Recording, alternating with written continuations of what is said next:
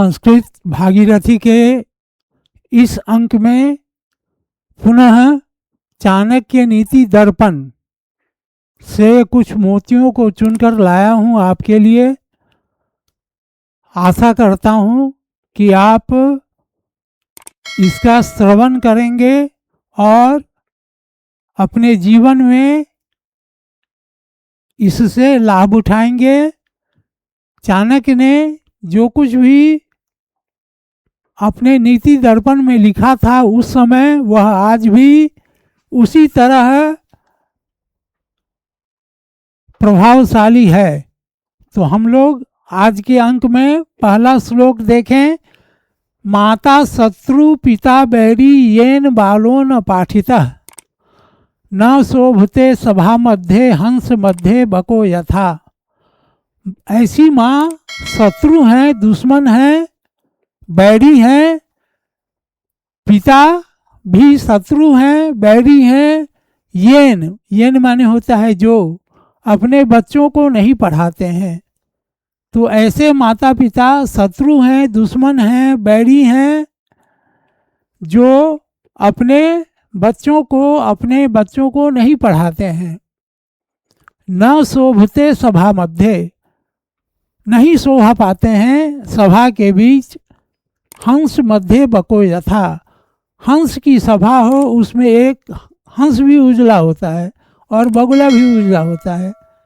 तो बगुला जो है हंस के बीच में बैठा रहेगा तो शोभा नहीं पाएगा।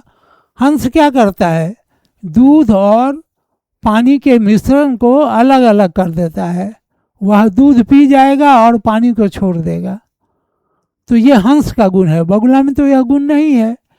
तो हंसों के बीच बगुला जिस प्रकार शोभा नहीं पाता है, वैसे ही विद्वानों के बीच ऐसे बच्चे शोभा नहीं पाएंगे जिनके माता पिता उनको नहीं पढ़ाए हैं।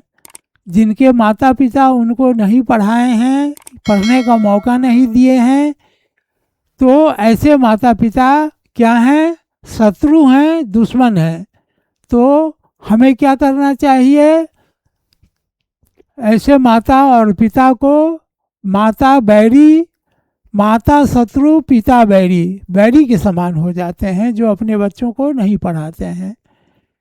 जिस प्रकार सभा के बीच में सभी विद्वान बैठे हैं और मूर्ख भी बैठा हुआ है, तो विद्वान तो कुछ बोलेंगे, अपने विचार को प्रकट करेंगे, लेकिन मूर्ख क्या करेगा, मूर्ख तो कुछ नहीं बोल पाएगा, तो उसकी शोभा नहीं होगी। उसी प्रकार सभा के मध्य में, हंसों के सभा में बगुला की शोभा नहीं होती है। अब हम लोग दूसरे की ओर चलें। आचारः कुलम ख्याति देशम ख्याति भाषणम संभ्रमः स्नेहम ख्याति बपु ख्याति भोजनम। तो आचारः कुलम ख्याति, तो हमारा जो आचार होगा, आचरण होगा, व्यवहार होगा, उससे हमारे कुल का पता चलता है। आप किसी एक आदमी को देख करके उसके परिवार के बारे में आप पूरा पता लगा सकते हैं, अनुमान लगा सकते हैं। देशम ख्याति भाषणम, आपके भाषण को, संभाषण को, वार्तालाप को, आपके वचन को सुन करके यह पता चल सकता है कि आप कहाँ के निवासी हैं, कहाँ के रहने वाले हैं। इसका पता आपके भाषण से, आपके बोलने से, आपके वाणी से पता चल जाता है। संभ्रमः स्नेहम ख्याति, तो किसी के साथ जब आप कितना स्नेह करते हैं यह आपके संकोच से पता चलता है। आप जितना संकोच किसी के साथ करते हैं उससे यह पता चलता है कि उससे आप कितना स्नेह करते हैं। और बपु ख्याति भोजनम, बपु कहते हैं शरीर को, ख्याति भोजनम, तो शरीर बताएगा। किसी के शरीर को देख करके आप अंदाज लगा सकते हैं कि वह भोजन किस प्रकार का करता है। अर्थात अगर वह पौष्टिक भोजन करता है तो उसका शरीर क्या होगा, हट्ठा कट्ठा होगा, हिष्ट पुष्ट होगा। तो तो आचारम खुलह ख्याति, आचारम कुलम ख्याति, देशम ख्याति, भाषणम सन संभ्रमः, स्नेहम ख्याति, बपुर ख्याति, भोजनम।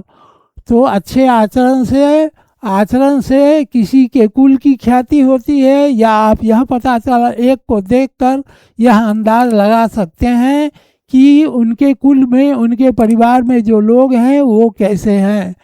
देशम ख्याति भाषणम, और उनके वार्तालाप को, संभाषण को सुनकर आप यह अंदाज कर सकते हैं, पता लगा सकते हैं कि वे कहाँ के निवासी हैं।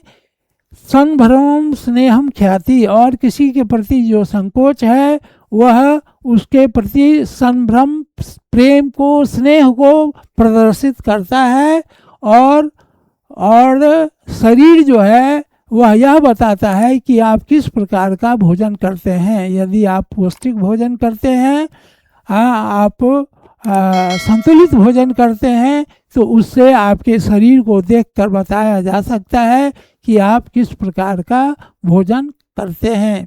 अब चौथा, परोक्षे कार्य हंतारम प्रत्यक्षे प्रियवादिनाम, वर्ज एतादृशं मित्रं विस्कुंभम मुखम।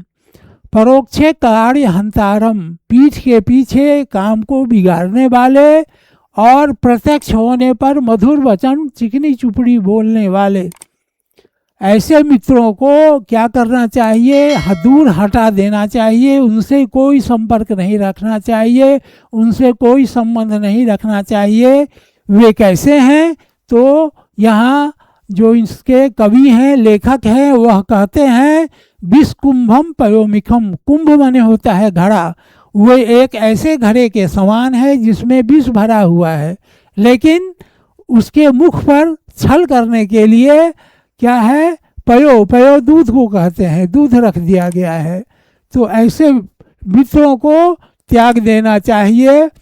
परोक्षे कार्य हंतारम, जो पीठ के पीछे काम बिगाड़े और प्रत्यक्ष सामने आने पर चिकनी चुपड़ी बातें करे, मीठी मीठी बातें करे, ऐसे मित्रों को त्याग देना चाहिए।